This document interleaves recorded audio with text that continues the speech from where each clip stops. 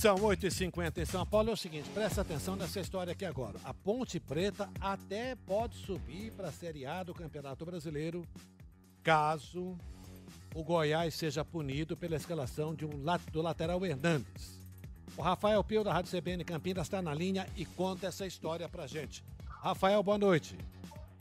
Boa noite, Oscar. Boa noite a todos. É verdade. E uma informação, Oscar, que pegou até a Ponte de surpresa, tanto que oficialmente hoje, no início da tarde, a Ponte Preta divulgou uma nota oficial dizendo o seguinte: ainda não sabemos como agir diante dessas notícias, as quais soubemos por parte da imprensa.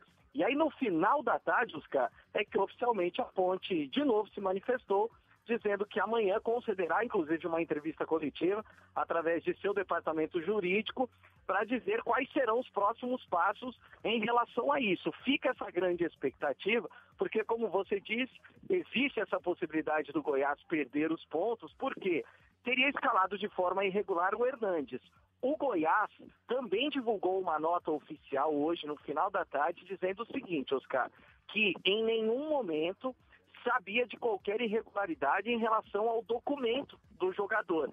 Para entender um pouco melhor, Oscar, o Hernandes, ele nasceu no dia 11 de novembro de 85.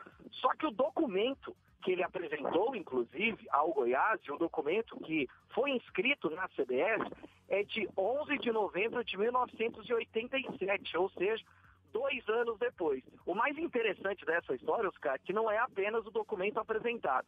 A carteira de trabalho do Hernandes está como nascido em 87, ele conseguiu mudar o CPF dele para deixar como nascido em 87, carteira de habilitação e o próprio RG. Ele se casou, Oscar, e na certidão de casamento consta nascido em 1987, ou seja, todos os documentos do Hernandes estão como 1987. Só que foi descoberto no segundo cartório, em Rondonópolis, no Mato Grosso, que o selo que consta no documento do Hernandes de 87, ele não é válido, e sim o documento anterior de 1985. Então, hoje, inclusive, aqui em Campinas, foi até dita a história do Sandro Hiroshi, por exemplo, e muita gente dizendo que talvez o Goiás não perdesse os pontos e só o Hernandes seria punido, como aconteceu com o próprio Hiroshi em 99. Ou seja, é algo, Oscar, que pegou todo mundo de surpresa e, de certa forma,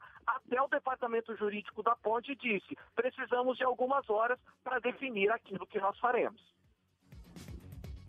Bem contado. Muito obrigado, Rafael Pio, pelas informações, direto da CBN Campinas. Você viu essa história, né, Marimar? Eu vi e acho que isso vai dar pano pra manga. Será? Acho que Está não na dá. linha aqui para conversar com a gente o doutor Américo Espalhargas, que é advogado especialista em direito desportivo. Doutor Américo, boa noite. Oi, boa noite, Oscar. Tudo bem? Boa noite, Marra. Boa noite. O doutor Américo, o senhor ouviu essa história, o senhor está acompanhando esse caso do Goiás? Bom, Oscar, obrigado primeiro pela oportunidade. Obrigado, senhor, por nos atender aqui. Imagina, para a gente poder discutir esse caso. É um caso interessante. Tenho acompanhado pelas notícias que saíram hoje aí e aparentemente pegaram todo mundo de surpresa, né? Até a Ponte e o Goiás parece que estavam correndo atrás das informações. É um caso que acho que o Marra está certo, vai dar pano para manga, mas a gente já tem alguns precedentes nesse sentido. A gente já enfrentou isso, a Justiça Desportiva já enfrentou isso em outras ocasiões.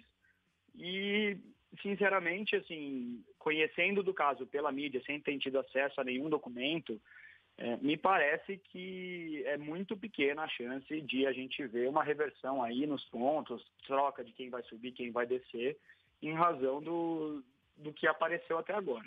A impressão que dá é que ele tem uma data errada em alguns documentos lá, mas não é uma intenção de tentar ludibriar alguém, né?